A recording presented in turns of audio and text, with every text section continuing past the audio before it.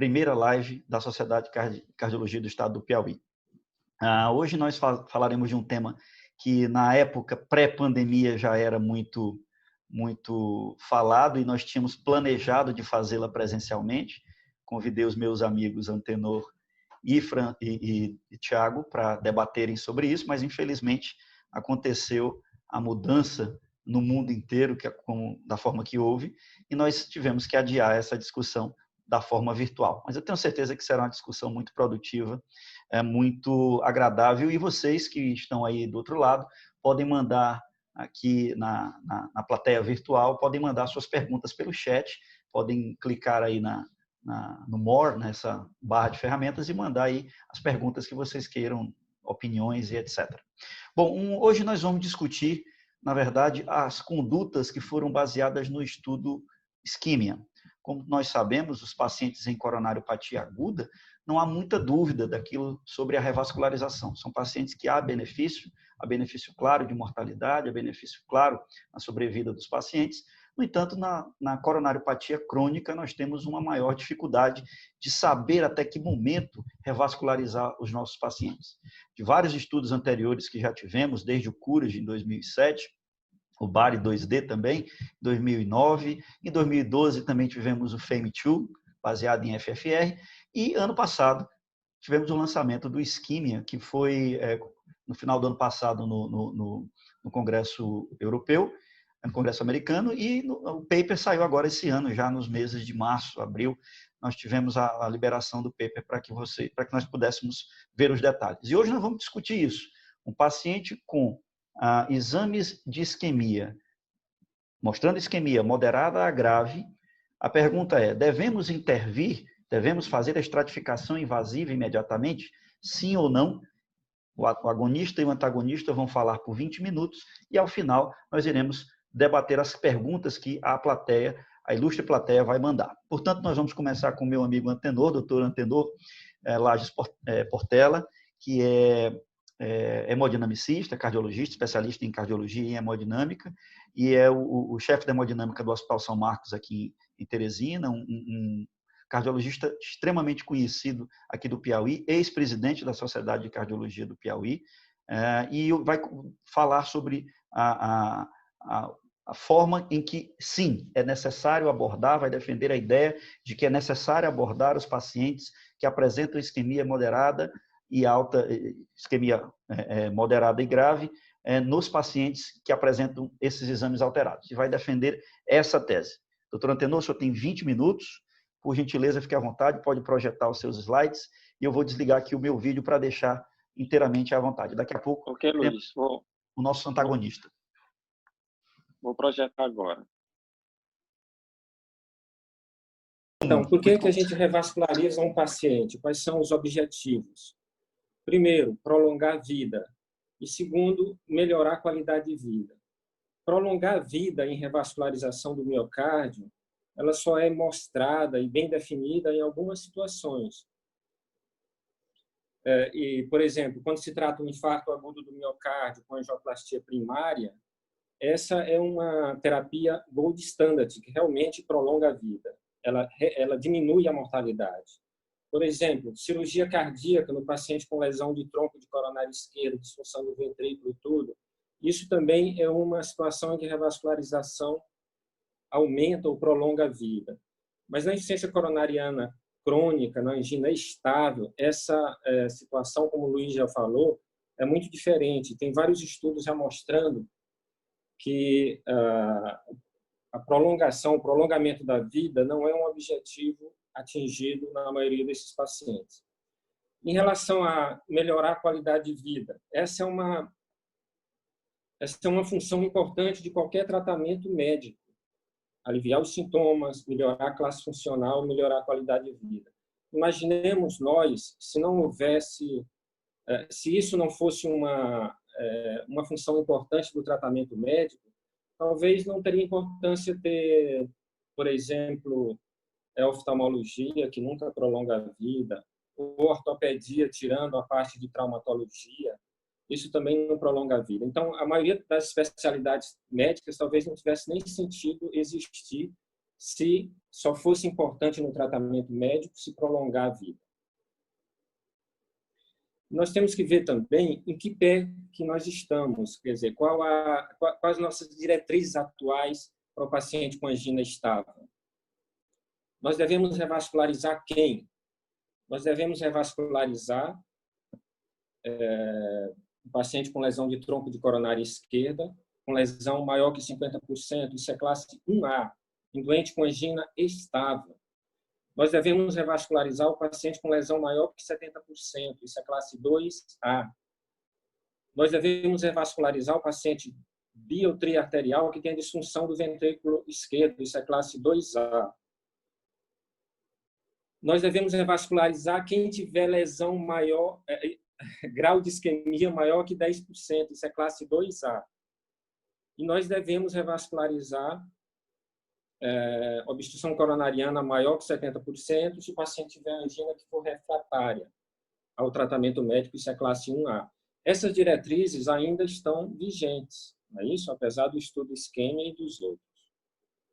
Em relação ao estudo isquemia, que é tão comentado e, por isso, é também controverso, de uma certa forma, nós temos que ver que, para selecionar esses doentes do estudo isquemia, esses pacientes com angina estável e com isquemia moderada acentuada, os centros partiram de 26 mil pacientes, tirando todas os outros fatores que não eram adequados para incluir esses pacientes, passaram para 8.518. E depois, com a exclusão de mais alguns, passou-se para 5.179. Então, qual a conclusão disso? Que os doentes são bem selecionados, não é nem de longe a maioria dos pacientes com insuficiência coronariana crônica ou com angina estável. Em relação ao estudo isquemia, eu estava pensando, Luiz, que o Tiago iria apresentar o estudo e defender o que o estudo talvez defenda, que não se deve inicialmente tratar invasivamente, e eu depois iria me contrapor a ele. Por isso não estou com todos os slides do isquemia, mas um dos slides do isquemia é esse: comparar infarto agudo do miocárdio. E o isquemia mostra que, ao longo desse período de 4 anos, 5 anos, não houve diferença na incidência de infarto agudo do miocárdio. Mas olhem bem, eles comparam infarto agudo do miocárdio, que acontece após a intervenção coronária percutânea, que é muito comum a elevação enzimática pós-cirurgia de revascularização, pós-angioplastia, é muito comum, e geralmente isso não altera em nada o curso clínico dos pacientes. Com o infarto espontâneo, que acontece ao longo da evolução do paciente.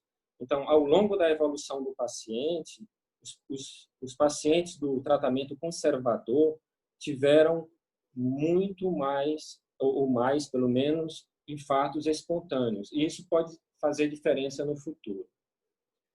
Outro fator importante, em comparação a esses dois grupos, o paciente conservador e o paciente que foi tratado desde o início com tratamento invasivo, os pacientes que foram tratados com tratamento invasivo, ou angioplastia ou cirurgia, tiveram uma melhora da angina brutal, muito rápida, desde o primeiro momento. Então, para os pacientes do tratamento conservador atingirem esse nível, eles tiveram que otimizar o tratamento ao longo do tempo, passar 30% desses pacientes para o grupo de intervenção. E, além disso, é importante dizer que 14% desses pacientes do isquemia não tinham isquemia significativa. E um grupo significativo deles também não tinham angina. Então, não eram pacientes muito sintomáticos. Em relação a isso, eu gostaria de chamar mais um pouco de atenção para o estudo isquemia. O estudo isquemia, ele teve um tempo de segmento médio de 2,3 anos. O segmento total foi 5 anos, mas, em média, cada paciente foi seguido durante 2,3 anos. Isso é muito pouco tempo para insuficiência coronariana crônica. Insuficiência coronária crônica é 10 anos, é 15 anos, é 20 anos. Além disso, 35% desses pacientes eram assintomáticos. Eles eram pacientes com isquemia silenciosa. No grupo invasivo, mais pacientes tiveram IAM periprocedimento, que são aquelas elevações enzimáticas que acontecem geralmente após esses procedimentos, mas ao longo da evolução tiveram muito menos infartos espontâneos, que talvez seja muito mais significativo a longo prazo e tenha talvez uma morbidade muito maior e uma importância maior. A incidência de óbitos foi baixa nos dois grupos, então é uma coisa que talvez atrapalhe na evolução a curto prazo. Infartos espontâneos provavelmente conferem maior risco de óbito do que esses infartos dentro do laboratório de hemodinâmica. Eu acho que o melhor local para se ter um infarto é dentro do laboratório de hemodinâmica, monitorizado, com o desfibrilador ligado do lado, com a possibilidade de intervenção percutânea. Então, esse é o melhor local para se ter um óbito, para se ter um infarto, diferentemente de se ter um infarto espontâneo lá em Parnaíba, por exemplo, né, Luiz? Até chegar aqui em Teresina, consome muito do miocárdio.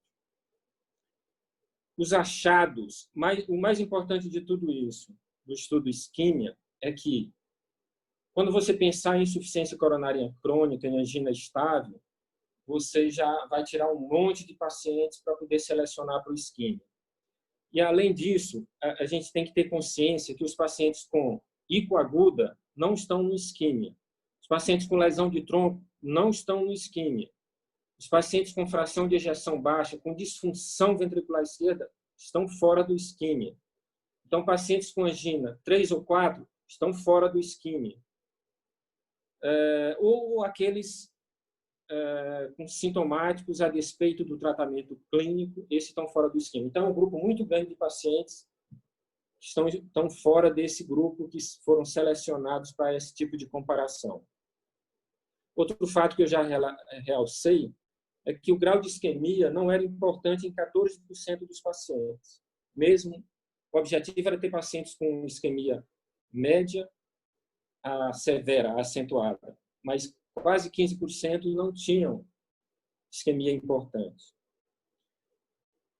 Outro fato muito importante, no grupo invasivo, houve significativamente menos angina. Então, melhorar a qualidade de vida dos pacientes é uma das missões, das missões mais importantes do médico. É provável que o isquímia tenha terminado antes que a diferença aparecesse em favor do tratamento invasivo. Isso é uma hipótese que só o futuro, só o tempo vai dizer. Quais são as conclusões que a gente pode tirar disso? Pacientes estáveis podem ser postos inicialmente em tratamento clínico. Essa é uma mensagem importantíssima do isquímia. Não é preciso correr com o doente estável. Mesmo que você veja uma lesão aparentemente grave, não é preciso pressionar o doente de uma forma tal que o estresse ou que o obrigue a fazer um procedimento naquele momento. O doente pode esperar, como a gente já viu, por esse e por outros trabalhos. Mas o isquímia também concluiu que deve ser excluído pacientes com lesão do tronco de coronária esquerda e pacientes com angina grave. Os que são submetidos à angioplastia têm menor incidência de infarto espontâneo. Isso é uma conclusão importante. O tratamento invasivo tem 3 vezes mais chance de tratar a angina. O crossover para revascularização ocorreu em 30% dos pacientes em tratamento clínico, ou seja, 30% dos doentes não conseguiram controlar a angina mesmo com tratamento clínico otimizado. Mas o que eu quero enfatizar aqui para vocês e mostrar que eu achei muito importante foi o editorial do Dr. Brownwood no New England, quando foi lançado o estudo isquímia. Então, as conclusões do Dr. Brownwood foram as seguintes. Em pacientes com angina estável, com isquemia moderada ou severa, e com fração do ventrículo esquerdo, com fração de ejeção do ventrículo esquerdo preservada, comparada com uma estratégia conservadora, não reduz a mortalidade. Ponto. Isso foi uma conclusão do Dr. Braud no editorial. Qual a outra conclusão? O tratamento invasivo reduz a ocorrência de infarto do miocárdio tardio, espontâneo. Isso é uma conclusão importante, que talvez possa trazer diferença entre esses dois grupos a longo prazo. Outra conclusão importante. Outra conclusão importantíssima. O médico está autorizado a fazer tratamento intervencionista em todos os pacientes com angina estável, com isquemia moderada acentuada, em qualquer momento do procedimento, sem trazer nenhum prejuízo para o paciente. Na verdade, esse grupo invasivo tem melhor controle da angina e melhora da qualidade de vida. Ou seja, em qualquer ponto do tratamento, você pode fazer o tratamento invasivo, você pode optar por isso sem estar trazendo nenhum prejuízo para o paciente. Então, quem pega um doente com angina estável, com isquemia moderada ou severa, encontra uma lesão significativa e trata, mesmo baseado no isquemia, não está trazendo nenhum prejuízo para o paciente. Essa é a conclusão do Dr. Eugene Braud. Então, o que é que suporta um tratamento conservador inicial? Quais são os dados do isquemia que suporta, que corrobora, que dá força para o tratamento médico otimizado? Aqueles que não têm nível inaceitável de angina podem ser tratados com uma estratégia conservadora inicial. E o que é que suporta e que dá mais força para você decidir por um tratamento invasivo? O tratamento invasivo, com mais eficiência, alivia os sintomas de angina, especialmente naqueles que têm episódios mais frequentes. Então, o tratamento invasivo é um approach razoável, é uma estratégia razoável em qualquer ponto no tempo para aliviar os sintomas. Eu gostaria de mostrar esse caso, só para ilustrar como é confuso esse negócio de paciente com angina estável. Esse paciente de 63 anos, homem, ele tinha um quadro de angina totalmente atípica. A gente não sabia nem se aquilo era realmente angina. Mas a cintilografia mostrou um grau muito acentuado de isquemia. Então, por isso, ele foi para o CAT. E o CAT mostrou função do ventrículo esquerdo normal. Então, isso significa, provavelmente, como ele não tem lesão de coronária esquerda, que ele poderia ser colocado no estudo isquemia. Mas no CAT, o que a gente viu foi que no terço médio da descendente anterior, logo após a saída do primeiro diagonal, tem uma lesão muito grave, suboclusiva, com fluxo muito reduzido, um fluxo time 2, talvez, 1 ou 2. A injeção na coronária direita mostrava um grau acentuado de circulação colateral para a artéria descendente anterior. Talvez por isso a angina dele não fosse tão severa. Bom, o que é que a gente fez com esse caso? A gente implantou um stent ad hoc, quer dizer, no mesmo procedimento, muito simples, um resultado geográfico muito bom, com restauração do fluxo e tudo. Eu deixo a pergunta para vocês. Vocês se sentiriam confortáveis de tratar esse paciente conservadoramente, esperando ele ter angina refratária para revascularizar? Essa é a pergunta que eu deixo. Então, eu gostaria de terminar com essa afirmação de um autor desconhecido. Use o isquemia com moderação, porque pode ser que o seu doente não possa ser enquadrado naqueles pacientes que foram selecionados para esse estudo. Muito obrigado a todos. Ok. Olá, doutor Tiago. Seja bem-vindo. Boa noite. Obrigado. Obrigado primeiro por ter aceito o convite. O Tiago está na linha de frente, praticamente diretamente todos os dias.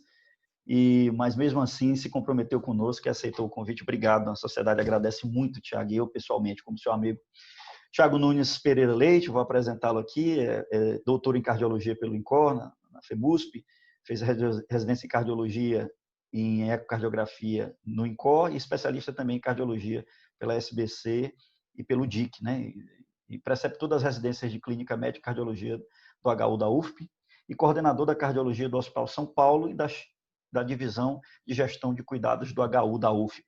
Tiago, também muito conhecido aqui de todos nós, um cardiologista que, apesar de mais jovem do que a nossa geração, mas é um cara bastante experimentado no dia a dia, amigo de longa data, é um prazer tê-los aqui.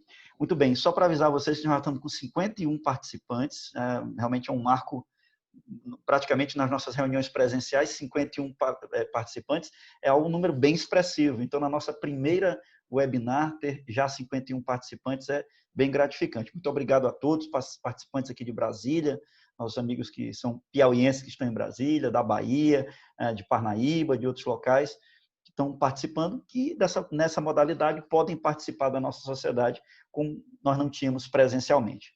Bom, Tiago, você agora vai fazer o contraponto das afirmações que o doutor Antenor tinha colocado, das hipóteses e questões. Já temos algumas perguntas que vamos discutir ao final, tá? E Manaus também, gente aqui, um amigo nosso de Manaus presente, olha que maravilha, curseiro também de Manaus aqui pelo nome. Olha, muito obrigado, gente, pela participação de vocês.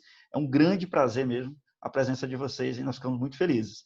E aumenta mais a responsabilidade dos nossos palestrantes de fazer um debate de altíssimo nível. Então, eu vou agora diminuir o áudio e o vídeo, deixar o Tiago à vontade, projetar o seu áudio, Tiago, os seus slides, e o senhor também terá 20 minutos assim no momento que começar, tá? Obrigado e boa sorte.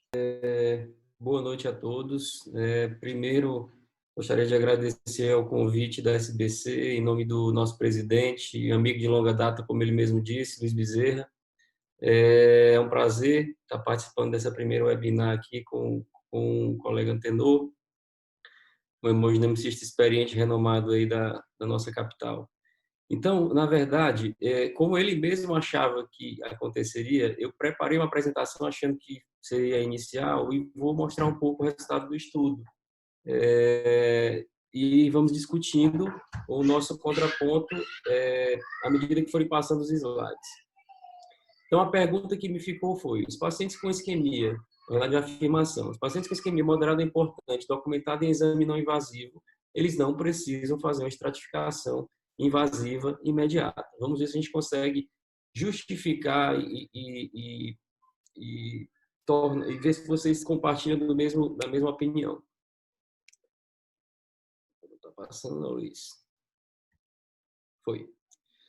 Então, fazendo um background desse tema, né, a gente tem que se reportar a alguns trials prévios que aconteceram. O Luiz já citou um apresentando o webinar, alguns, né, na verdade, e para aproveitar e fazer um apanhado de tudo, eu trouxe essa meta-análise publicada no JAMA em 2014, que trouxe esses principais estudos que o Luiz chegou a comentar também.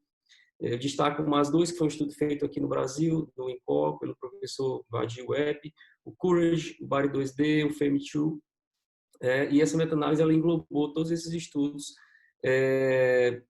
pesquisando, na verdade, um achado de MACE, né, de evento cardiovascular importante, principalmente infarto não fatal e morte cardiovascular em pacientes com doença coronariana instável.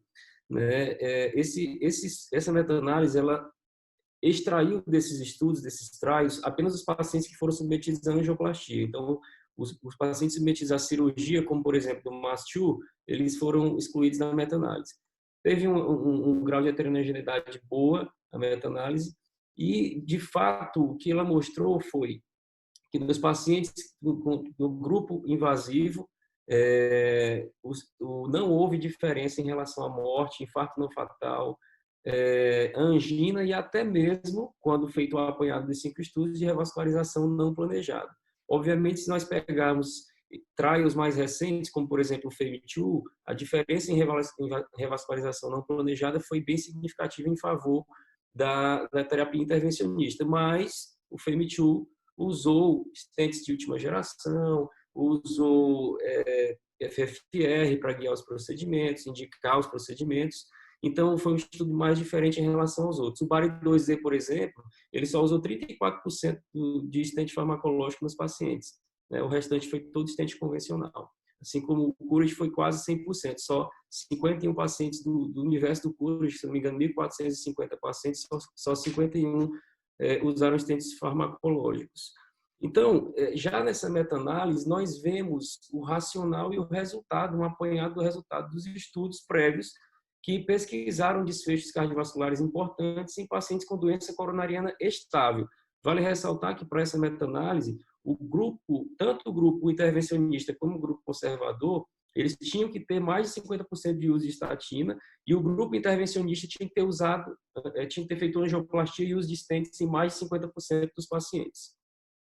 Quais as limitações desses trials prévios que aconteceram até o momento, até o ano passado? Eles tiveram um viés de seleção significativo. A randomização desses trials foi feita após a anatomia conhecida. E que implicação isso poderia ter? Duas principais. Os pacientes com anatomia de muito alto risco ou de alto risco, eles foram excluídos antes da randomização do estudo. E isso, com certeza, influenciou a indicação de revascularização nos pacientes que foram selecionados inicialmente para a estratégia conservadora. Uma vez que, como a maioria dos pacientes, todos os estudos, na verdade, não eram cegos para terapia, para intervenção, ficava-se sabendo quem eram os pacientes que tinham doença coronariana, sabia-se da anatomia coronariana dos pacientes, alguns graves, e esses pacientes inicialmente foram randomizados para a estratégia conservadora. Isso, de certa forma, influenciava no crossover, né, que é no MACE precoce desse paciente, por exemplo, a revascularização precoce. Além disso, nesses trials prévios, não havia um limiar de isquemia pré-determinado para a inclusão do estudo. E a grande maioria deles incluiu pacientes com isquemia de pequena extensão. Também outra grande limitação, já que até o isquemia, a evidência que nós tínhamos é que a isquemia de pequena extensão, leia-se, menos de 10% de carga isquêmica, ela tinha um prognóstico bom. Né? A gente vai mostrar depois por quê. O Courage e o BARI-2D, eles não utilizaram ou utilizaram muito pouco stent farmacológico e angioplastia guiada por FFR, que foi o procedimento de escolha no paper, no trial que nós vamos apresentar por fim, que é o isquemia. Vou voltar a falar, no BARI-2D houve 34% de implante de stent farmacológico entre os pacientes. E o Courage e o FAME2 não incluíram pacientes com revascularização cirúrgica. Também outra limitação que o isquemia também tentou, de certa forma, corrigir, porque incluiu pacientes tanto para angioplastia quanto pacientes com revascularização cirúrgica. Esse estudo ele foi um estudo observacional baseado numa análise de propensão publicada em 2003 no Circulation, e a partir dele gerou-se essa hipótese de que isquemia de moderada a grande extensão, acima ou maior ou igual a 10%, ela teria um prognóstico ruim ou pior em relação à isquemia de pequena extensão. Isso foi um estudo observacional com mais de 10.600 pacientes, também com doença coronariana, mas eles não tinham doença definida, era uma doença provável, né? Pacientes encaminhados, eram pacientes que iam fazer uma prova funcional e tinham resultado alterado. E aí eles seguiram esses pacientes em relação aos desfechos ao longo do tempo. Desses 10.600, 671 foram revascularizados, contra mais de 10.000 pacientes. E a taxa de morte cardiovascular total desses pacientes todos foi de 146 mortes. O que se observa é que em torno de 10%, como os senhores podem ver nessa seta, há um cruzamento das curvas e o tratamento clínico ele passa a ter um pior desfecho, um pior prognóstico. O tratamento de revascularização ele passa a ter um melhor desfecho nos eventos ao longo do tempo. E aí, essa hipótese de isquemia moderada com pior prognóstico foi gerada mais ou menos nessa ocasião, em 2003. Depois disso, houve uma subanálise do estudo Courage, o Courage foi publicado em 2007. Em 2008, foi publicada uma subanálise do Courage, chamado Courage Nuclear. E esse Courage, esse subestudo, ele, de certa forma, corroborou o resultado desse estudo observacional inicial, mostrando que os pacientes com carga isquêmica maior ou igual a 10% também tinham um desfecho cardiovascular pior em relação aos pacientes com isquemia de menor extensão. E aí chegamos, então, no objeto principal da nossa discussão hoje, que é o ISQUIMIA, que é o maior trial de doença coronariana feito até o momento. Ele, além de ser o maior trial de doença coronariana, ele foi o maior trial patrocinado pelo NIH, que de antemão já traz uma abordagem diferente, um poder de resultado diferente em relação aos estudos patrocinados pela indústria farmacêutica. Houve patrocínio pela indústria farmacêutica, mas foi um patrocínio que não interferiu em nada, nem na análise, nem no desenho e nem nos resultados do estudo. Então, a grande questão e a grande voga do ISQUIMIA é esse financiamento pelo NIH. Né? Então, é um estudo muito grande que tem vários core labs de avaliação de provas funcionais, core labs de anatomia, de análise de cinemas de coronariografia, core lab de análise de FFR. Tem muitos comitês institucionais, e esses comitês eles são distribuídos mundialmente. Tem vários centros do mundo, tem comitês do ISQUIMIA. E uma coisa relevante também é que o ISQUIMIA ele incluiu mais de 340 centros de pesquisa em mais de 30 países, 37 países mais especificamente. Vale chamar a atenção também que o Brasil foi o 5º país que mais incluiu pacientes no ISQUIMIA. O Brasil incluiu 399 pacientes no ISQUIMIA e foi o 5º centro, o 5º país com maior inclusão de pacientes. O maior centro foi a Índia. Qual é a pergunta principal do ISQUIMIA? Em pacientes estáveis, com isquemia de pelo menos moderada, ou seja, moderada ou grave, em um teste funcional, qual é a melhor estratégia inicial que nós devemos seguir? Seria conservadora, inicialmente, com cateterismo e ou revascularização, se factível, e se houver falha terapêutica, ou seria invasiva inicialmente com CAT e revascularização, se factível? Aí eu vou pedir licença para o doutor Antenor, ele falou em crossover, mas na verdade a possibilidade de realização de cateterismo e revascularização ela já estava prevista desde o início do estudo. Então não dá nem para afirmar exatamente que é um crossover. Era uma coisa esperada do desenho inicial do trial. E ainda mais, o esperado é que essa taxa de ida para o cateterismo fosse muito maior do que aconteceu. Ela aconteceu em torno de 26%, mas o esperado era que ela corresse acima de 40%, pelos pesquisadores e cardiologistas que desenharam o estudo. O desenho do estudo basicamente o paciente fazia um teste funcional, mostrava uma isquemia moderada importante, poderia ser por eco, medicina nuclear, cintilografia, ressonância ou teste ergométrico, e se ele preenchesse critérios para isquemia de moderada a grande extensão, ele ia ser submetido a uma angiotomografia. Na verdade, nem todos, 73% dos pacientes foram submetidos a angiotomo. Por que só 73%? Porque os pacientes com clearance menor que 30 e os pacientes que já tinham anatomia conhecida coronariana prévia, principalmente por cateterismo ou angiotomografia, eles não repetiram a angiotomografia. Então, foi feita uma nova angiotomografia, uma primeira angiotomografia em 73% dos pacientes randomizados. E aí eles eram randomizados. Estratégia conservadora, tratamento medicamentoso otimizado, exercício físico, abandono de tabagismo, medidas comportamentais, dieta. Se ficassem bem, continuava o tratamento clínico, e se houvesse refratariedade ao tratamento clínico, ele iria para o CAT ou revascularização. O outro grupo era o paciente que, após o teste funcional e angiotomo, ele ia direto para o CAT com revascularização, se factível. E aí, estente farmacológico, na imensa maioria, quase que 100% dos pacientes, e FFR, na grande maioria, também guiando ou indicando o procedimento. Critérios elegíveis de entrada, né, iniciais, são esses, né? Eu queria chamar a atenção para os critérios que foram utilizados para documentar essa isquemia de moderada a grande extensão.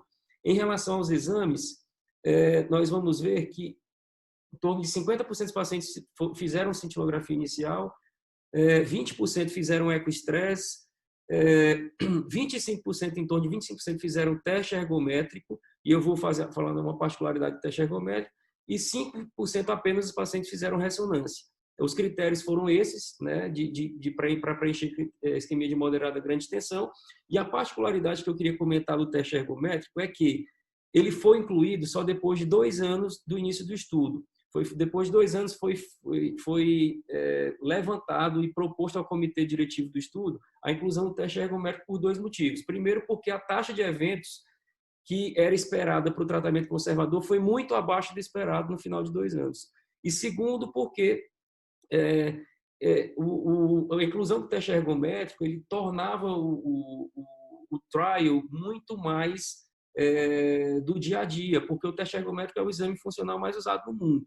Então, por esses 2 motivos, foi incluído o teste ergométrico. Uma particularidade é que, para o teste ergométrico, o critério da angiotomografia era mais severo. O paciente não tinha que ter só uma lesão de 50%, ele tinha que ter uma lesão de pelo menos 70% em uma das 3 coronárias epicárdicas principais. Tá? Critérios de exclusão principais, o doutor já tinha falado. Classe funcional 3 ou 4 de insuficiência cardíaca, fração de ejeção menor de 35%, angina intratável ou de difícil controle já na randomização, síndrome coronariana aguda nos últimos 2 meses, angioplastia ou revascularização no último ano e clínica de creatinina menor que 30. Desenho, então, pacientes com isquemia moderada a grande extensão, também já avaliada pelo Core Lab, que é o laboratório central, eles iam para a angiotomo, quando a angiotomo não precisaria ser feita, né, que eu já falei, pelo clearance ou por anatomia prévia conhecida, foram 27% dos pacientes, ou que foram submetidos à angiotomografia que preenchiam critérios para inclusão, 73% dos pacientes. Se ele não preenchesse esse critério da angiotomo, ele falhava no screening e não era randomizado. Se preenchesse, ele ia para a randomização. E aí, estratégia invasiva ou estratégia conservadora. O FFR e os stents de missão de geração foram utilizados na imensa maioria dos pacientes. Os desfechos, o endpoint primário principal. E aí, vale um parêntese também, porque ao contrário do que todo mundo pensa, o desenho inicial, o primeiro desenho do estudo, ele incluiu os 5 endpoints primários. Na verdade, a primeira submissão ao NIH incluía os 5 desfechos. Mas, para tentar tornar o trial mais robusto, eles reduziram para 2 desfechos mais duros, mais hard endpoints, né, que era morte e infarto. Na verdade, a submissão inicial e o aceite do NIH foi pelos 5 desfechos iniciais. No fim de 2 anos, quando eles, na verdade, em janeiro de 2018, quando eles perceberam que a randomização estava lenta e a taxa de eventos estava baixa, eles voltaram atrás e, como previsto, antes do desenho inicial do estudo, eles poderiam voltar aos 5 desfechos e foi optado por fazer isso. Voltaram aos 5 desfechos iniciais do estudo. Né? E o endpoint primário, então, era morte cardiovascular, infarto não fatal, hospitalização por insuficiência cardíaca, hospitalização por angina instável e parada cardíaca ressuscitada. Os endpoints secundários principais eram morte cardiovascular e ou infarto não fatal. E outro endpoint era a qualidade de vida relacionada à angina. Outros endpoints secundários analisados foi mortalidade por qualquer causa ou por todas as causas e AVC associado ao desfecho primário composto. Considerações estatísticas é que mesmo com essa redução dos pacientes randomizados, que era previsto inicialmente eram 8.000, mesmo com os 5.179 pacientes randomizados, o estudo ainda teve um poder de 83% em detectar uma redução relativa no endpoint primário, principalmente no grupo conservador, de aproximadamente 14% no segmento médio de 4 anos. Ou seja, o poder do estudo era satisfatório e poderia, se atingido o segmento previsto, ter relevância nos resultados encontrados. O modelo foi por intenção de tratar e foi analisado o desfecho cumulativo de eventos também. Então, dos 8.518 pacientes inicialmente selecionados, foram 3.339 falharam por não ter isquemia suficiente, por não ter doença obstrutiva coronariana, né? 1.218 pacientes não tinham DAC obstrutiva pela angiotomografia. Isso já vai gerar uma publicação secundária aí de pacientes com isquemia documentada e sem doença coronariana obstrutiva. Isso aconteceu principalmente em mulher, né, como todos já sabem. E excluíram 434 pacientes também com lesão de tronco. E aí, eu também vou fazer um pequeno comentário do Dr. Tenor falou. Na verdade, não foram excluídos pacientes com lesão de tronco, foram excluídos pacientes com lesão de tronco maior ou igual a 50%. Então, ainda tiveram 7,1% de pacientes incluídos com lesão de tronco entre 25% e 50%. Randomizados 5.179 pacientes, né, após a angiotomografia, e 2.570, mais em torno de 2.500 pacientes para cada grupo. A média de segmentos também, aí, doutor, também vou chamar a atenção, que eu tinha falado 2,3 anos, mas na verdade é 3,2 anos de segmento médio, não 2,3, né? Uma coisa que também traz muito poder ao resultado do estudo, é que a perda de segmento dos pacientes nos dois grupos ela foi menor que 1%, como os senhores podem ver aí no diapositivo. Dos pacientes randomizados inicialmente para o grupo invasivo, 80% deles foram submetidos à revascularização, sendo dos que revascularizados 75% angioplastia e 25% ou 26% cirurgia de revascularização, também tirando uma limitação dos trials prévios, como eu falei inicialmente no segundo ou terceiro slide. Em relação aos resultados, chamar a atenção para as características de base, principalmente homens, idade em torno de 65 anos, principalmente brancos, né? De fatores de risco, 74% aproximadamente hipertensos, 40 a 42% diabéticos, uso prévio ou em algum momento da vida de cigarro em torno aí de 56%, e história familiar em torno aí de 26% de doença coronariana precoce. Os pacientes com infarto prévio eram em torno de 20%, mais ou menos 4% dos pacientes tinham história de insuficiência cardíaca, a fração de ejeção média dos pacientes incluídos foi em torno de 60%, e os pacientes, aí eu vou chamar a atenção também, em torno de 21% tinham angina diária, né? Em torno de 44% tinham angina várias vezes ao mês, ou seja, mensais, mas em torno de 34% dos pacientes não tinham angina de forma alguma, né? Em relação aos desfechos, desfecho combinado primário principal, 318 versus 352 eventos, né? Então foi menor realmente no grupo de estratégia invasiva, porém sem significância estatística. Vocês podem ver que o hazard ratio foi 0,93 e cruza 1, de 0,8 a 1,08. O que vale a pena chamar a atenção também é que os desfechos eles se invertem. Nos primeiros 6 meses, o desfecho é em torno de 2% favorável ao grupo conservador. Isso por quê? Porque há uma taxa muito maior de infarto periprocedimento, né? Mas ao final dos 4 anos, os 2% viram em favor da terapia intervencionista, porque, pelo que o doutor Tedor, inclusive, já comentou, a incidência de angina melhora no grupo de estratégia invasiva, que não está aí, mas como desfecho primário, o que melhora é a redução de eventos de infartos espontâneos. Em relação ao desfecho primário principal, que é a morte por causa cardiovascular e infarto, também acontece mais ou menos a mesma coisa, né? Os primeiros 6 meses, em torno de 2% a mais de infarto e morte no grupo invasivo, e no final dos 4 anos, exatamente dos 2% em favor do grupo invasivo.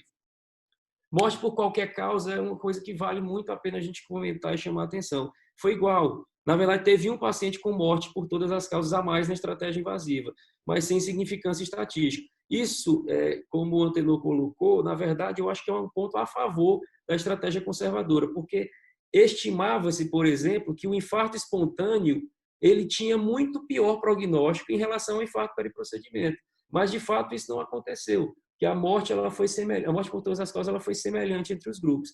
Talvez com um segmento maior isso mude, mas para o segmento que a gente tem, para a evidência que nós temos até o momento, isso foi uma surpresa e foi um achado que eu acho que é favorável à estratégia conservadora. O infarto, então, cumulativo, nos primeiros 6 meses, como eu já tinha falado, em torno de 2% em favor da estratégia conservadora e no fim dos 5 anos, que deu em torno de 3,2 anos médios de segmento, em torno de 2% em favor da estratégia invasiva.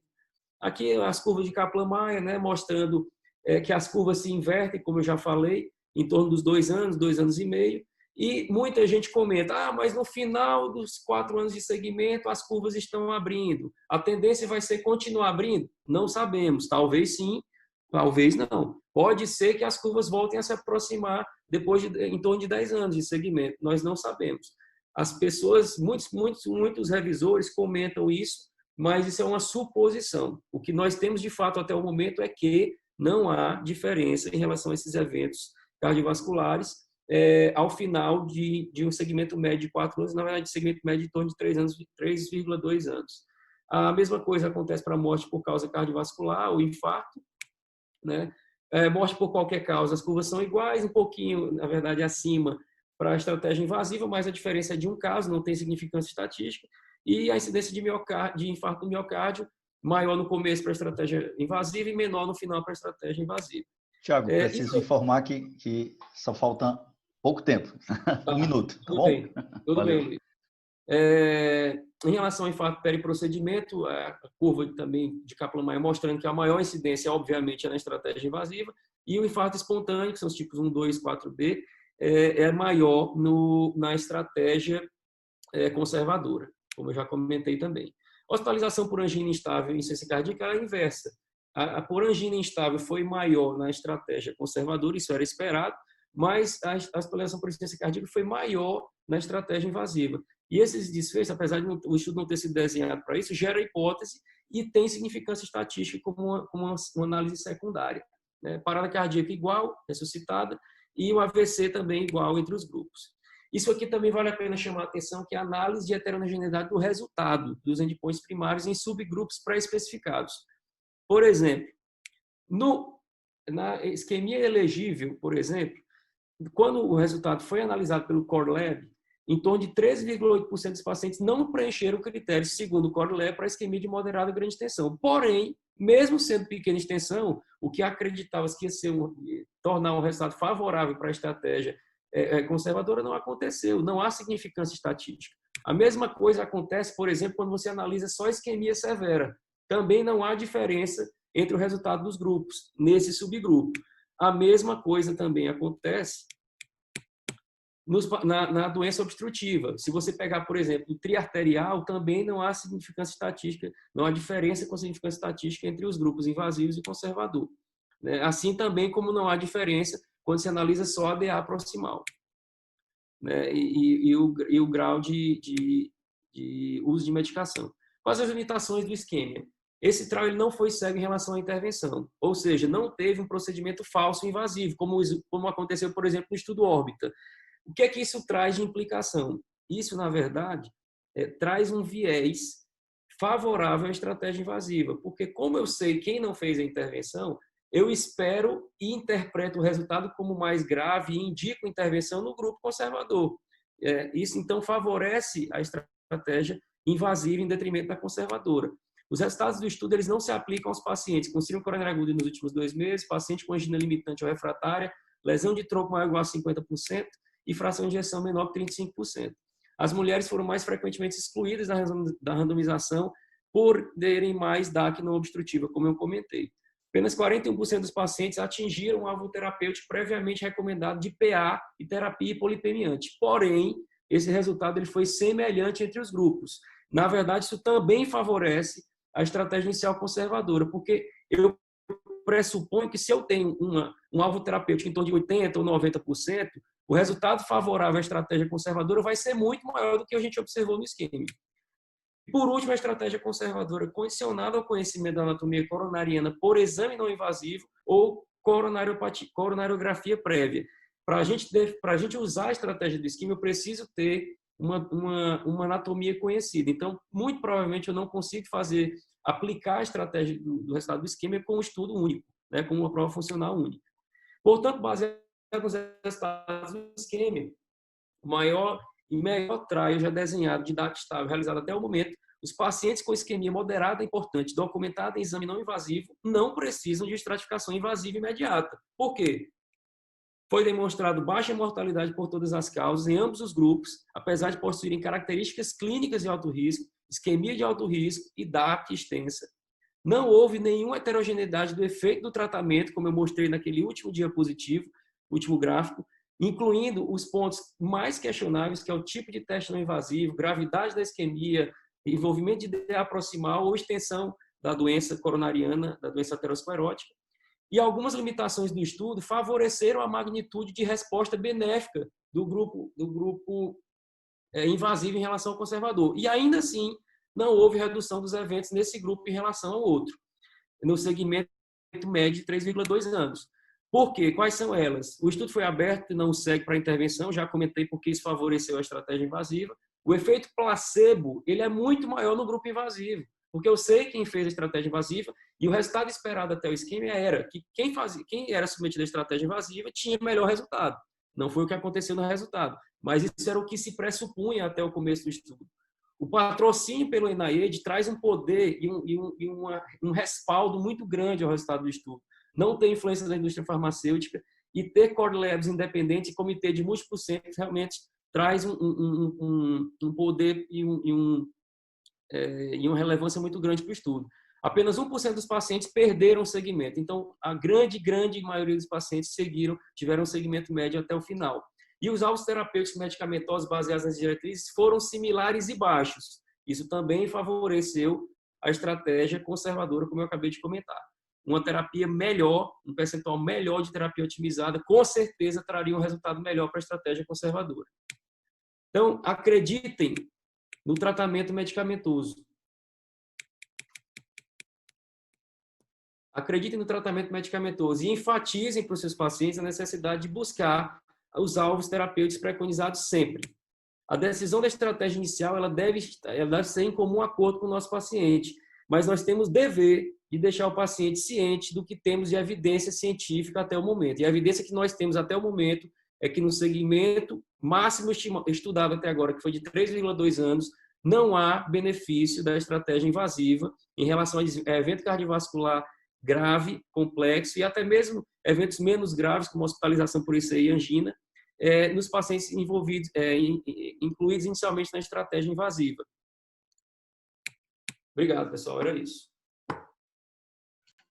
Ok, Thiago, muito obrigado. Como ficou claro aí para todo mundo, vai ter muita coisa para ser discutida. Bom, parabéns, Thiago. Como o Thiago passou um pouco do tempo, eu queria franquear a palavra ao Dr. Antenor, caso ele queira fazer mais uma colocação baseada nisso, para que fique equilibrada a situação do tempo. Dr. Antenor, se quiser colocar mais alguma coisa a respeito disso, para que pudéssemos abrir... Não, Luiz. Luiz, Meu microfone está aberto, Luiz? Está me ouvindo? Tá, estão todos abertos, estamos ouvindo todos. Em relação ao tempo... Pode deixar, Thiago, pode deixar. Não tem problema que o som está ouvindo. Pode deixar. Pois não, doutor Antenor.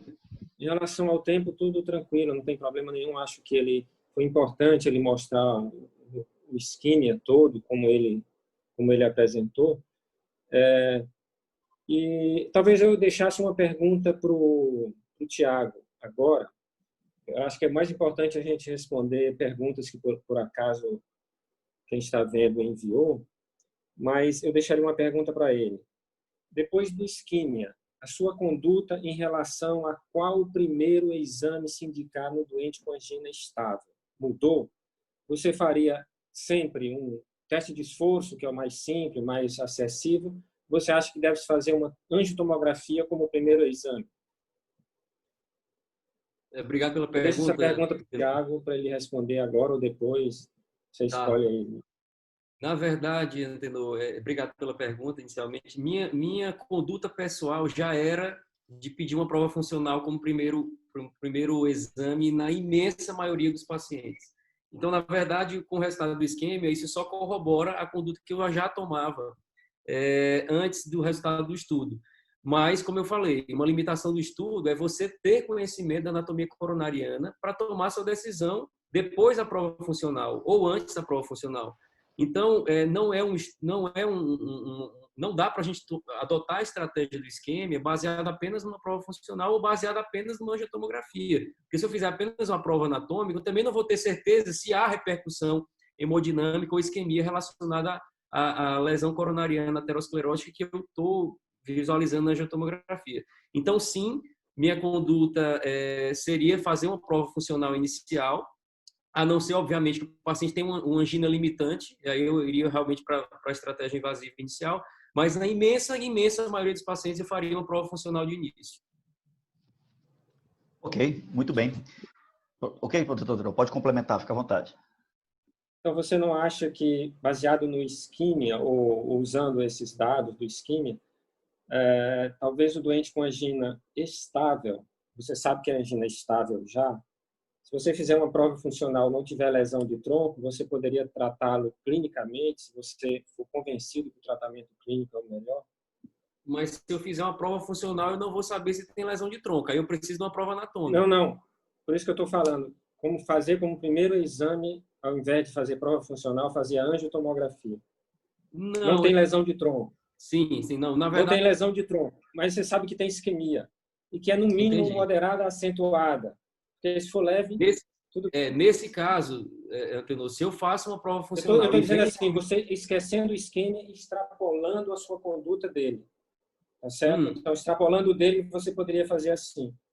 O paciente tem angina estável. Certo. Então, ele tem isquemia. Eu sei que ele tem isquemia. Se for moderada, acentuada, para mim, tudo bem. Não me interessa o teste, fisiológico, funcional. Eu quero saber a tomografia. Quero saber a angiotomografia. Mostrou-me que não tem lesão acima de 50%. Então, eu, como clínico, estou bem convencido, não tem lesão de tronco acima de 50%. Então, eu vou tratá-lo clinicamente. Você acha que isso é uma conduta que pode ser tomada? Eu acho, com certeza. Eu acho, com certeza. E o isquemia vem... Você tomaria essa conduta? Tomaria. Na verdade, eu até comentei com o Luiz, antes, quando ele me convidou para a aula, eu já comentei isso com ele. Eu tenho alguns pacientes no consultório acompanhando clinicamente que eu nunca fiz cateterismo, né? Eu acompanho esses pacientes tanto tem prova funcional de imagem quanto tem teste ergométrico. E a grande maioria desses pacientes, por que eu continuo acompanhando clinicamente até hoje? Porque com o tratamento clínico otimizado, e isso inclui beta-bloqueador, IECA, medicações antianginosas diretas, por exemplo, trimetazidina, os pacientes tanto melhoraram clinicamente quanto melhoraram a prova funcional. Então, eu tenho eu já tinha essa conduta no consultório e com o esquema eu tenho uma segurança maior ainda de adotar essa conduta. Tiago, nós poderíamos dizer, na sua opinião, que quem ganhou com esse estudo foi a angiotomografia e quem perdeu foram os exames funcionais? Não, eu acho que não. Na verdade, a angiotomografia ganhou com certeza. Mas as provas funcionais, eu acho que elas continuam com o lugar delas reservado. Mas a angiotomografia, de fato, ganhou e muito com o resultado do esquema. Muito bem, eu preciso passar então pela questão do tempo aqui para as perguntas da nossa plateia. Lembrando que chegamos até 53 participantes, já temos algumas perguntas importantes aqui. Bom, eu vou passar para vocês a pergunta da doutora Patrícia, nossa aniversariante de hoje, inclusive a doutora Patrícia Parente, que fez duas perguntas bem diretas. Na prática clínica, o que é que muda direto para vocês? O que é que mudou? O Tiago já deu uma adiantada, que ele deu mais segurança a uma conduta que ele já fazia previamente. Perfeito. E você, Antenor? O que é que, na prática, o esquema mudou na sua prática ou não mudou nada? Na verdade, eu acho que não mudou, mas ele me deu mais substrato. Então, não só para mim, mas eu acho que para os cardiologistas em geral, se você tiver uma lesão grave numa coronária, mas o doente tiver angina estável, você não precisa sair correndo. Mas, por outro lado, se você tratá-lo de forma... Ele tem angina, tem lesão, tem isquemia moderada ou grave, e você de cara tratá-lo com revascularização, ou angioplastia ou cirurgia, aí vai depender, você não está trazendo nenhum prejuízo para o paciente com angina estável. Então, você pode continuar com a sua conduta de tratá-lo invasivamente e com tratamento médico otimizado, que você não está trazendo nenhum prejuízo para o paciente. Está, com certeza, fazendo um tratamento que é melhor para a angina, que melhora a qualidade de vida e que diminui o infarto espontâneo, que talvez seja o mais temido a longo prazo. Ok, muito bem.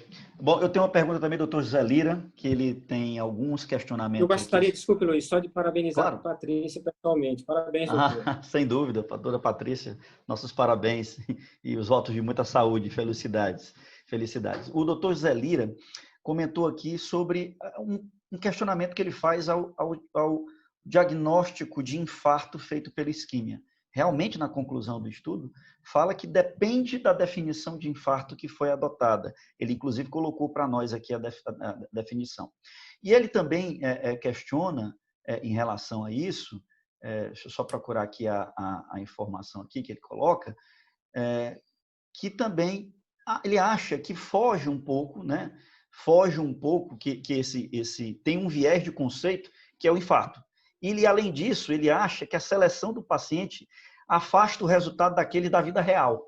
Ele acha que essa randomização foi muito diferente do que nós temos na vida real. E, de fato, se você for imaginar, 75% dos pacientes fizeram angiotomo. E não é a nossa realidade, sinceramente, isso é verdade. Mas o que vocês acham disso? Essa definição de infarto limita alguma coisa que foi feito, inclusive está na definição da conclusão, e também sobre o dia a dia, na nossa prática, quando não tivermos a angiotomo, por exemplo, para descartar a lesão de tronco. Nós temos lá um exame, dando isquemia moderada importante na parede anterior, por exemplo, e aí, nós não temos como descartar, porque a angiotomo não é tão fácil, não é barata, e etc. Nós não temos como descartar se é uma lesão de tronco grave, sei lá. E aí, mantém-se a mesma coisa? O que é que você acha, Thiago? Patrícia, parabéns, inicialmente. O Luiz já levantou a bola aí, eu estou aproveitando para lhe parabenizar. De novo, eu acho o seguinte, Luiz, em relação à definição de infarto, na verdade, o que muda principal, o que pode mudar principalmente no resultado do estudo, é a definição de infarto periprocedimento. Na verdade, no próprio paper principal, eles mencionam que fizeram uma análise também com uma definição secundária de infarto periprocedimento. Essa definição secundária, na verdade, ela leva em consideração não o percentil 99, mas valor alterado de fato, sem outros comemorativos, ou seja, sem alteração na eletroassociada, sem alteração segmentar nova, sem sintoma clínico significativo. Quando eles usaram essa definição secundária de infarto periprocedimento, na verdade, houve um maior desfecho duro, né, mais MACE, tanto em 6 meses quanto no final do segmento no grupo invasivo. Então, na verdade, não houve aquela inversão que eu expliquei mostrando o resultado entre 6 meses e 4 anos. Na verdade, houve, tanto para 6 meses quanto para 4 anos de segmento, mais eventos, mais MACE no grupo invasivo em relação ao grupo conservador. Então, na verdade, se você usar a definição de infarto periprocedimento da terceira guideline de definição de infarto, que é o que ele adotou para o paper, o resultado é esse que eu mostrei. Se você usar a definição secundária, levando em consideração o maior nível de marcador, principalmente CKMB, sem outros comemorativos, o resultado ainda é um pouco mais favorável para a estratégia conservadora. Então, você acha que não interferiu em nada nesse resultado? Não, então? Ok, Antenor. E a definição de infarto espontâneo, ela, na verdade, continua a definição mundial de infarto espontâneo. Perfeito. E Antenor? Em relação ao infarto, Lira, eu acho que o mais importante é aquela noção de que infarto periprocedimento, pós-cirurgia imediata ou pós-angioplastia, não tem o mesmo prognóstico do infarto espontâneo que acontece em casa, na rua, em qualquer lugar. Então, isso é um conceito clínico que talvez o tempo vá mostrar essa diferença. Então, esse é o que eu acho do STIM. Agora, em relação à randomização, eu acho que você tem razão. De 30 mil, quase 30 mil pacientes, eles conseguiram tirar 5. Quer dizer, você exclui muitos pacientes para você eleger o paciente com isquemia. Ele não é o nosso paciente do dia a dia, tá certo? Ele tem que ter um tomo, como o Luiz mostrou, mostrando que não tem lesão de 50% do tronco. Ele não pode ter fração de ejeção baixa, porque a maioria teve fração de ejeção de 60%. Ele não pode ter angina 3, 4, tá certo? Então, não é o nosso doente do dia a dia, eu acho. Ok, tem algumas perguntas. É um doente muito selecionado. Luiz, vou aproveitar e comentar uma coisa que eu esqueci de comentar em relação à randomização.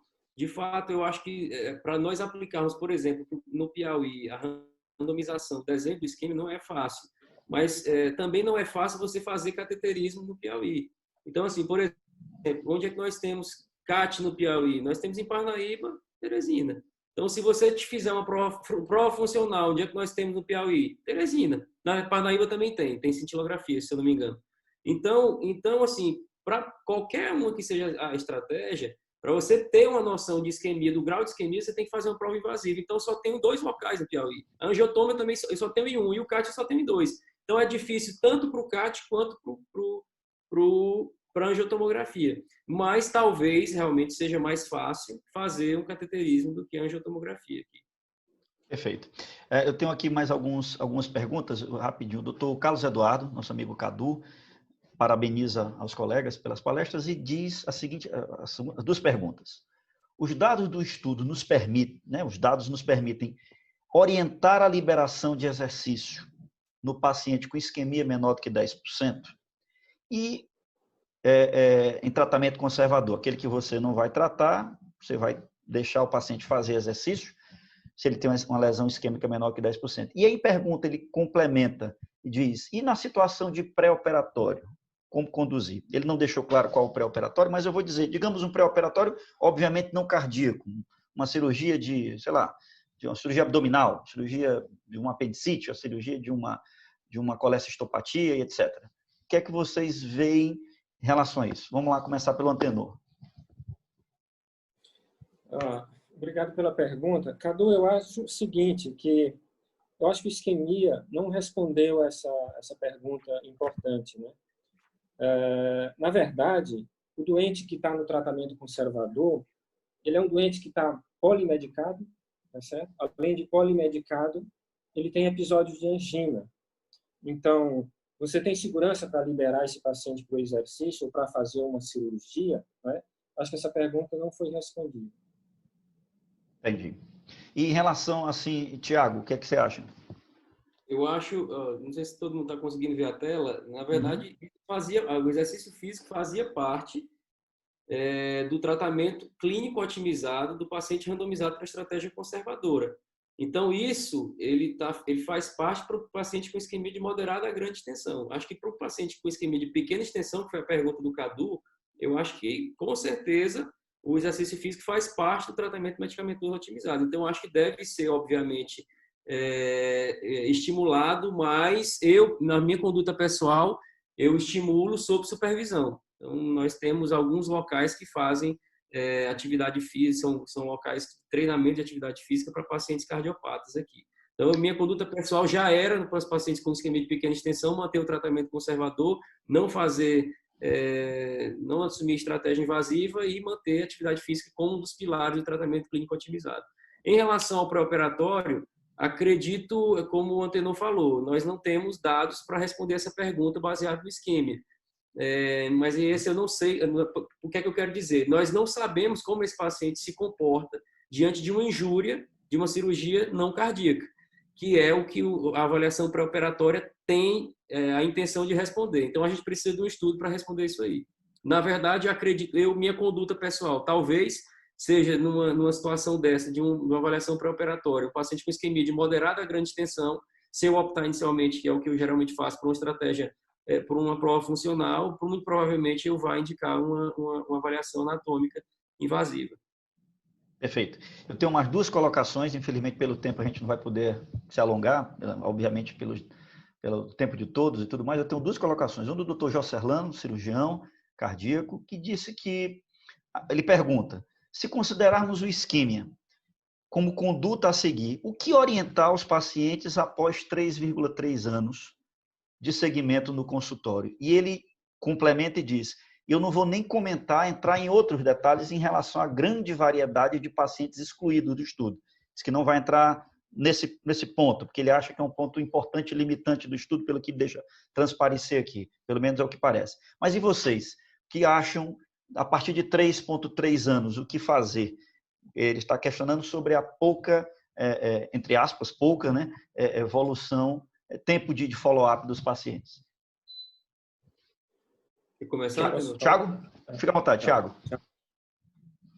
Então, primeira coisa, na verdade, já tem vários editoriais mostrando que já começaram várias análises de subgrupos do isquemia. Inclusive, um dos que o Jorge Serrano comentou, que são os pacientes com fração de ejeção reduzida. Então, muito provavelmente, num período curto de tempo, nós teremos alguns estudos publicados tentando responder essa pergunta dele. Em relação ao segmento, o que nós temos de evidência até agora é um segmento médio de 3,2 anos. Existe também, já está aprovado, um estudo isquemia segmento 10 anos. Então, a gente vai ter uma resposta no futuro aí para segmento de 10 anos. O que a gente pode fazer até o momento, nesse momento, já que o estudo foi publicado esse ano, é saber que pelos próximos 3 anos o prognóstico do nosso paciente é semelhante se ele for para estratégia invasiva ou conservadora. Mas o que vai acontecer depois desse segmento médio, não tem como a gente saber. Eu acredito que vai continuar um resultado mais ou menos neutro, mas também não vou me surpreender se eventualmente vier um resultado favorável à estratégia invasiva. O que a gente tem que responder agora são pacientes que ficam em segmentos com essa média aí. Ok. Antenor? Jocelyn, eu concordo com você. Eu acho que a exclusão dos pacientes no estudo isquímia, quer dizer, foi um grupo muito selecionado. Além de ser muito selecionado, eles tiravam do isquímia quem tinha menos de 35% de fração de ejeção. Mas a grande maioria, como o Thiago mostrou, tinham de 60% para cima, tinham 60% de fração de ejeção. Então, não é o doente que a gente vê no dia a dia com angina, mas com disfunção segmentar, essa coisa toda. Agora, eu volto a enfatizar aquilo que eu disse no início. Se você tratá-lo desde o primeiro dia com tratamento invasivo, se ele tiver isquemia moderada acentuada, você não está trazendo nenhum prejuízo ao paciente. Baseado no estudo isquímico. Perfeito. Olha, eu tenho duas colocações do pessoal das imagens aqui, Dr. Rodrigo e doutora Otávia. São duas colocações importantes, tá? E muito interessantes, inclusive a do Dr. Rodrigo, eu vou lê-la na íntegra. Mas veja, a doutora Otávia fala, um detalhe, apenas 5% houve de prova funcional com ressonância. A maioria dos pacientes, segundo ela fala, ela não refere aqui a porcentagem, mas fizeram mais cintilografia com dipiridamol. Um dado importante que ela fala. E o doutor Rodrigo coloca uma mensagem importante. Apenas um detalhe do ponto de vista prático e burocrático. É preciso desmistificar a noção de que a angiotomografia das coronárias, na realidade de Teresina, é um exame pouco acessível e caro, principalmente no cenário de paciente de convênio. Percebam que é mais barato que a cintilografia, é realizado em vários locais em nossa cidade e com respaldo da grande maioria dos convênios. Fazemos angiotomografia de pacientes do convênio aqui que ele cita, por exemplo, e parabéns pela discussão. Tá certo, Rodrigo, muito obrigado pela gentileza. Colocação importante. Muito importante, e acho que o Thiago tinha comentado com isso. São poucos centros realmente no Piauí, quem tem no sul do estado tem muita limitação realmente, mas que aqui em Teresina é bem colocado. Assim, a Otávia só reforça aqui, ela diz, não sei quantos fizeram cintilo com DIP. Entendi, Otávia, entendi. Deu para entender. Não sei quantos porcentos que é a melhor que a cintilo com teste. Entendi, Otávio, perfeitamente agora a sua colocação. Muito bem, eu queria muito agradecer a vocês dois, eu queria que vocês fizessem aí rapidamente 1 minuto de considerações finais, mas 1 minuto mesmo para a gente concluir, agradecer a nossa audiência que está aqui conosco, já quase 9 horas da noite, eu acredito que foi um sucesso e não tinha outra forma de ser, porque são 2 palestrantes que são muito conhecidos de todos, que iam fazer a discussão ficar em alto nível. Obrigado a todos vocês, as nossas considerações finais dos nossos palestrantes e o agradecimento a todos vocês pela presença e em breve nos veremos, acho que dia 24 de junho, teremos um outro evento semelhante a esse, onde nós vamos falar sobre rivaroxabana e nos estudos relacionados à doença coronária também, tá? Mas falaremos em breve. Por gentileza, as considerações finais de vocês. Thiago, 1 minuto, por favor. Eu acho que as considerações eu já tinha, até nos últimos slides eu já tinha feito, mas eu acho que o importante, o que a gente pode tirar mais do isquêmia é o que ontem, inclusive, já comentou, que não há pressa alguma quando você diagnostica uma isquemia de moderada a grande extensão e você mandar o paciente para o cateterismo e fazer uma revascularização. Você pode ter parcimônia, você pode agir com cautela, você deve explicar os riscos do procedimento que existem. Eu não acho que seja um procedimento inócuo.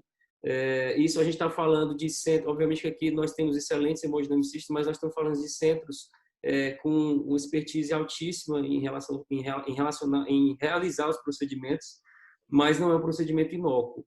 E eu acho que o isquêmia trouxe, na verdade, ele traz uma opção para o médico, para o cardiologista clínico, em acreditar na terapia medicamentosa, em saber que você otimizar e buscar as metas de tratamento medicamentoso, elas trazem um benefício semelhante a você invadir o paciente e fazer uma revascularização.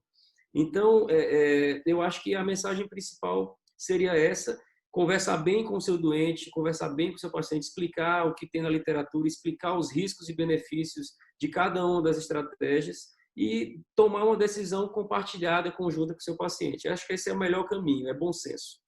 Ok, doutor Antenor? Bom, eu concordo com o Thiago, mas eu vou ser antagônico um pouquinho nesse momento. Resumindo, eu diria o seguinte: se o seu paciente tem angina estável e lesão, isquemia moderada acentuada, trate-o com o melhor dos 2 mundos. Trate-o com tratamento clínico otimizado, mas revascularize o seu paciente.